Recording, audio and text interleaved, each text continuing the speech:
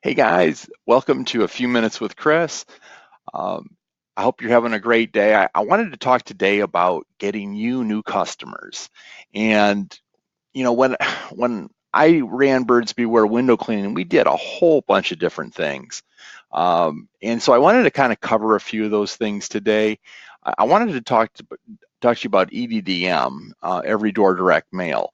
Uh, when when we first were a new company, we had talked to a bunch of people that had some very large service companies, and it was surprising how a lot of them had built these monstrosities with EDDM.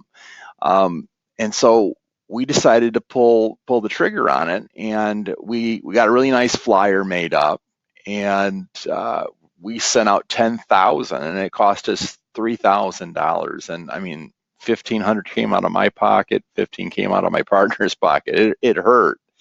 And we were doing the numbers in our head, like, oh my gosh, we're going to get 100 free, not free, but 100 new customers here, and at an average ticket of $350 a pop, we're going to make 35 grand. So a 10x there easily.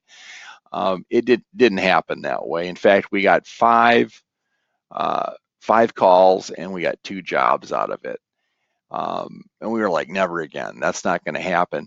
But what I wanted to say is actually those numbers are very typical, and they're not really that bad. The whole trick with EDDM is that you need to consistently do it. And those companies that built really big companies that way, they committed to doing those 10,000 cards every month. And that's $30,000 worth of expense. But if you're able to get a 1% response rate because you've done it enough times, you can see how that really pencils out for you. So some other really simple ways to get new business when you don't have a big budget. I recommend doing door hangers. We call them the 5 around. Now, there's a couple things that are very, very important when you're doing these. You want to always put a price for all the services that you do. What people are leery of is if they call you and you try to you schedule an estimate with them. A lot of times people have had these high pressure salespeople come out, and so people just want to know two things: how can you solve a problem for them, and how much. So if you can tell them, hey, we were in the neighborhood doing your neighbor's house, and we just wanted to give you the courtesy of giving you prices for the services that we can offer you. um, Now that can be a little bit time consuming. I don't recommend that you make your crews do this. This should be the salesman's job, because the crews need to be focused on getting the work done and getting to the next job on time. Another great way that you can get involved with and get new customers is to call your local newspaper and tell them that you want to do an expose in their paper about how to properly clean something, either or you, you want to do something of value, something. I think we did how to properly clean a window, and we got lots of business out of it. The other things you can do is business expos. Those are great. When you're there, you want to have a big bowl of candy, and you want to engage people, and you want to again have something that you're giving people, not just the candy, but like a free consultation, a free estimate, and even go deeper, with that. If you've got to give away some things like a free gutter cleaning or your first time free, people really like that, and you can get more engaged and get more leads out of it. Um, there's let's see, the other thing I wanted to talk about is if you have a really good real estate agency within your town, make sure that once a month or even once a week, you're going in there and you're buying them either donuts or a pizza party. You want to stay engaged with these people. They can bring you a tremendous amount of business. So some of the other things that we used to do, we would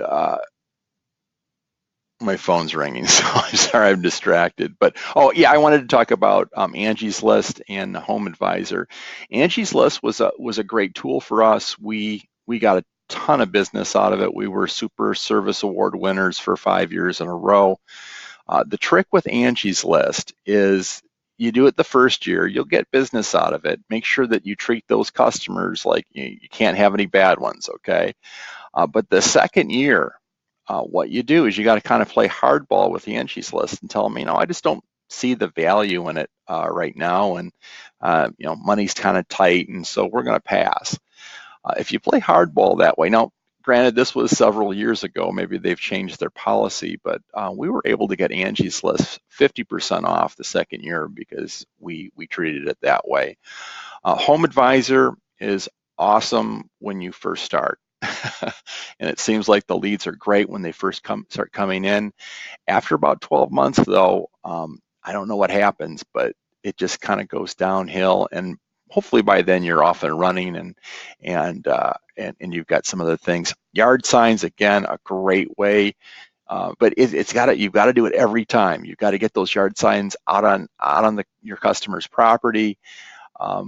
You combine that with door hangers, put the yard signs at the entrances of the subdivisions. That's another great way. You'll get a lot of business out of that.